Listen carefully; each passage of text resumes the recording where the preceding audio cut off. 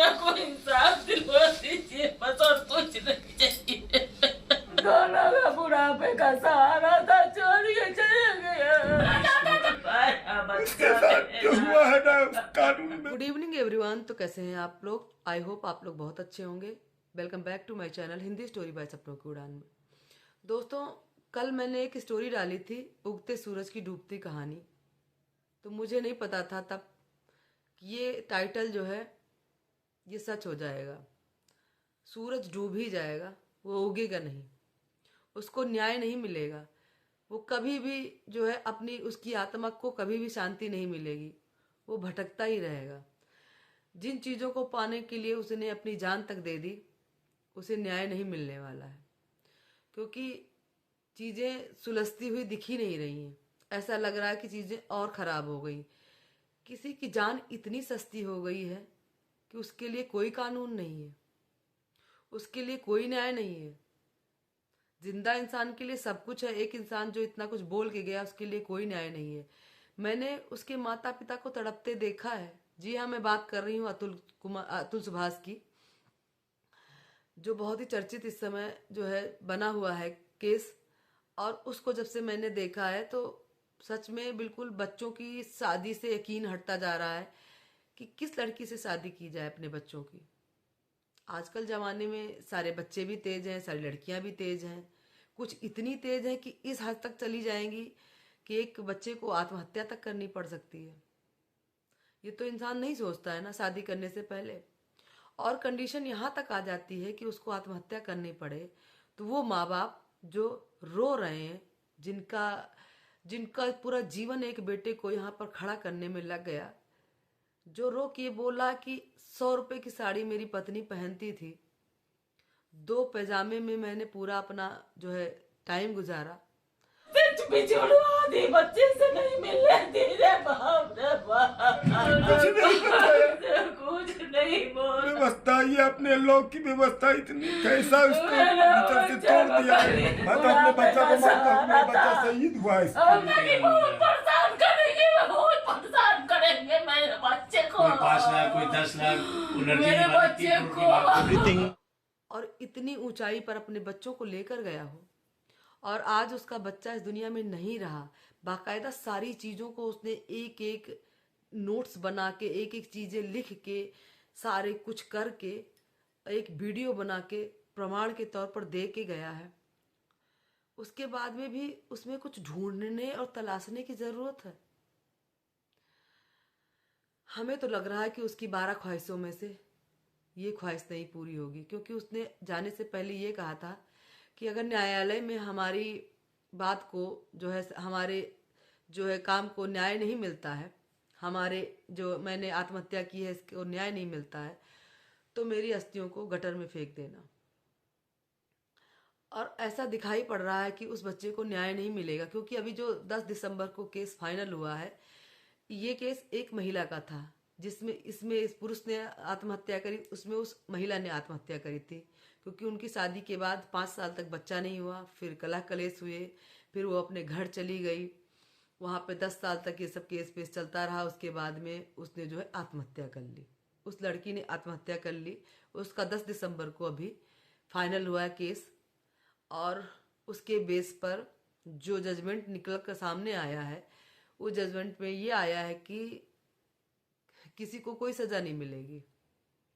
उसमें दहेज एक्ट दुनिया का जो इस पर लगाया था, वो उसमें भी बहुत कुछ लगाया गया, लेकिन ऐसा सामने आया कि जज ने ये निर्णय दिया है कि जब वो इंसान आत्महत्या कर रहा था, उस वक्त कोई पड़ोस में नहीं था, कोई सामने नहीं था, कोई उकसा नहीं रहा था, या कोई चीज़ नहीं दे रहा था जिस समय वो आत्महत्या कर रहा था, यानी कि जो वो औरत करी। सेम केस इसका भी ऐसे ही है। तो सोचने पे मजबूर करता है कि जब उनके लोगों को कोई न्याय नहीं मिला, तो इस बंदे को क्या न्याय मिलेगा? सोचने की बात है। और भैया, मैं तो गुहार लगाती हूँ कि न्यायालय से, अपने सभी लोगों से, कि इस बच्चे को न्याय ज़रूर मिलना चाहिए। ऐसे बच्चे बहुत कम होते हैं।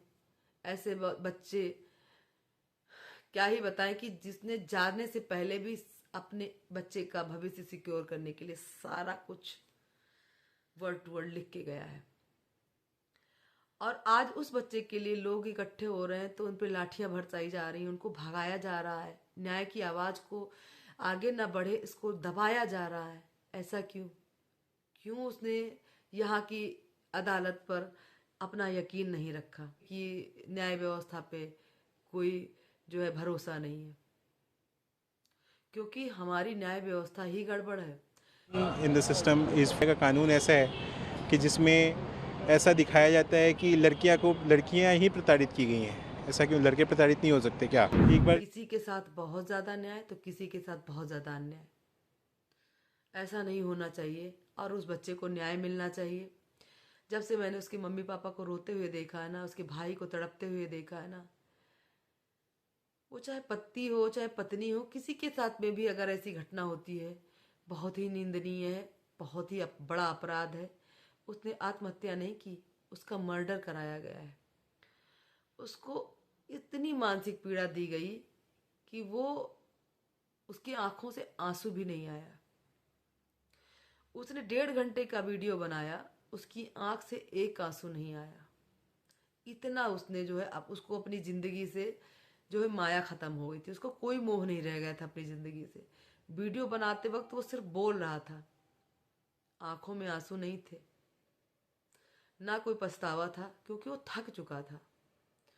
और थकते थकते उसने पेनाल्टी भरने से अच्छा सोचा कि जब मैंने कुछ गलत किया ही नहीं तो मैं क्यों भरूं। और वो अपनी जिंदगी से खेल गया। और यहाँ पर लोग उसमें न्यायालय की बात सुन रहे हैं कि वो किसी ने उसको उकसाया तक, जब वो ऐसा काम कर रहा था तो क्या उसके पास कोई था? कहीं दूर दूर तक उसके पास कोई नहीं था। उसका वीडियो ही साक्ष्य बन रहा है कि उसने अपने आप किया। अरे अपने आप कोई अपनी जान कोई देता है क्या? अपने आप भी कोई मरता है क्या? इतना बड़ा वो एक इंजीनियर था, इतने लोगों को वो हैंडल करता था। जाने से पहले भी उसने ऑफिस वर्क कंप्लीट किया और वो मेंटल था। इतने सारे केस उनके माँ बाप पर लगाए गए, उसके भाई पर लगाए गए। जिस घर में वो औरत 2 दिन के लिए गई, उन पर भी दहेज, सिर्फ 2 दिन के लिए अपने ससुराल क्या गई, समस्तीपुर।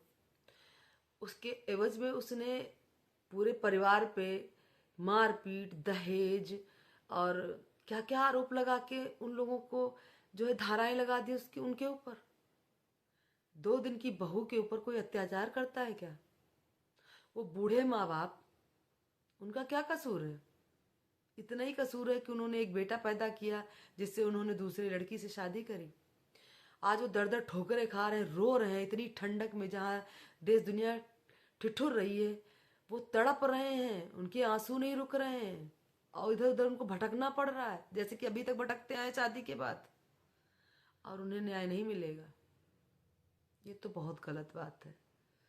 मैं गुहार करती हूँ आप सभी से कि प्लीज़ इस पर कड़ी से कड़ी कार्यवाही करी जाए, उसकी बातों पर विचार किया जाए, अन्यथा ये चीज़ें नहीं रुकेंगी।